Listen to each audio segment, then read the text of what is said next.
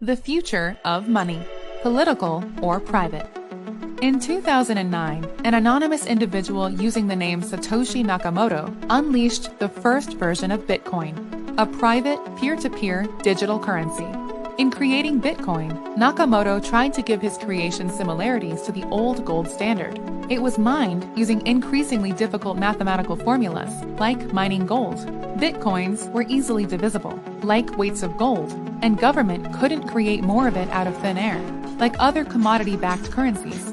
In the white paper announcing Bitcoin, Nakamoto made it clear he was inspired to create Bitcoin in reaction to the 2008 financial crisis, which highlighted the dangers of the Federal Reserve's manipulation of money and the abuses of powerful Wall Street banks. With Bitcoin, the hope was an alternative to politicized money and the privileges that it gave to tyrannical governments. Since 2009, free exchanges on the market have seen Bitcoin increasingly rise in value. In 2010, an individual purchased 2 large pizzas in exchange for 10,000 Bitcoin. This was the first recorded transaction of Bitcoin for real economic good. The value of the pizza was $41. 11 years later, the same amount of Bitcoin was worth $365 million, all without any government support. Concerns about the Federal Reserve have not only sparked interest in digital private money. In recent years, U.S. states have changed tax laws to make it easier to use gold and silver in exchanges. While the U.S. Constitution always prevented states from printing their own paper money, the use of metal was always protected. The state of Texas even established its own gold bank in response to concerns about potential future inflation. This rise of private money is a direct result of concerns about the Federal Reserve, foreign central banks, and large financial institutions. Since 2008, central banks around the world have engaged in historically unprecedented increases in the money supply and credit creation. While central bankers have regularly claimed that these powers will be short-lived and they have the ability to return to normal monetary policy, every attempt to do so has risked starting a new financial crisis.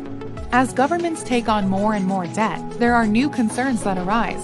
For example, if interest rates increase, it means the cost of government creating new debt goes up, meaning that more and more taxes will be paid to serving interest payments for past spending, and not going towards new spending. Also, industries that are not profitable with higher interest rates may collapse. With Federal Reserve policy pushing more Americans to hold stocks rather than saving money in a traditional bank, the popping of an industry bubble destroys the savings of countless U.S. households. As such, governments and central banks have looked to create new tools to increase their control over the financial system and attack private money it cannot control. For example, central banks are trying to create their own digital currencies while increasing regulation or outright banning private cryptocurrency in their financial system. China, for example, has banned Bitcoin, which can be used in ways they can't control, and have pushed their own state digital currency, which they can use to track individual users. Other central bankers have discussed even banning paper money, since using banknotes allows individuals to conduct transactions they cannot track. If they are able to force everyone to use central bank digital currency, it would allow central banks even more power to control interest rates, the money supply, and expand credit. This is good for those in power and bad for everyone else. Multinational organizations like the World Bank and International Monetary Fund have also talked about using their own digital currency as an alternative to the dollar. Should this happen, the influence the U.S. has over international finance will instead go to these powerful globalist institutions. For some, the ultimate goal is the creation of a global currency, such as when the European Union created a single currency for Europe.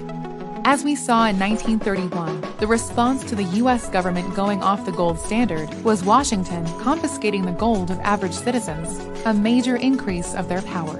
In the future, we may see similar attempts to confiscate challenges to politicized money, like Bitcoin or gold, in order to strengthen the power of globalist institutions, governments, and central banks. For anyone interested in challenging the growth of the state and the abuse of power, one of the most important questions to ask is, what has government done to our money?